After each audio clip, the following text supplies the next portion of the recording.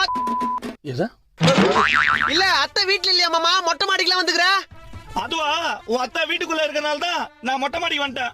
அरे ஏன் மாமா வெயில் டைம்ல இப்படி மொட்டை மாடிக்கெல்லாம் வந்து கஷ்டப்படுற? நான் பண்றது மச்சான், வீட்டுக்குள்ள பொண்ணா கட்டின தொல்லை தாங்க முடியல. அப்படியா? நீ ஒன்னு பண்ணு, நான் நாளைல இருந்து அத்தையை நம்ம வீட்டுக்கு அமிச்சிரு. நாது இல்ல மாமா, நாளைக்கு நானும் அப்பாவும் வெளியூருக்கு வேலைக்கு போறோம். அம்மாக்கு பேச்சு தொண்டைக்கு இல்லையான்னு சொன்னேன். ஒரு நிமிஷம் மூச்சா நில போச்சுடா டேய்.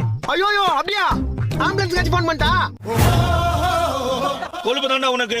ஆமா, உச்சி வெயில்ல நீ என்ன பண்ற மாடியில? உச்சி வெயில்ல குச்சி ஐஸ் வேணும்னு அம்மா கிட்ட கேட்டேன். அம்மா காசு இல்லன்னு கால்ல இருக்கிற செருப்பை கட்டி காது மேல வச்சாங்க. அப்ப காஸ்டியூம் எடுத்துட்டு மாடிக்கு வந்தவன் தான். இதெல்லாம் ஆறுன துணி தான், என்ன பண்றது? கீழே அம்மாக்கு மண் சார வரைக்கும் மேல காய் போட்டு போ துணியை. சாதாரண குச்சி ஆயிடுச்சுக்காடா. என்ன பண்றது? ஒரு தாய்க்கு பயந்து மொட்டை மாடிக்கு வந்து இப்படி துணியை காயப்படுறதுக்கு பதிலு என்ன உன்ன மாதிரி கட்டின பொண்டாட்டிக்கு நாய் மாதிரி இருந்துட்டு போயிடலான்றியா?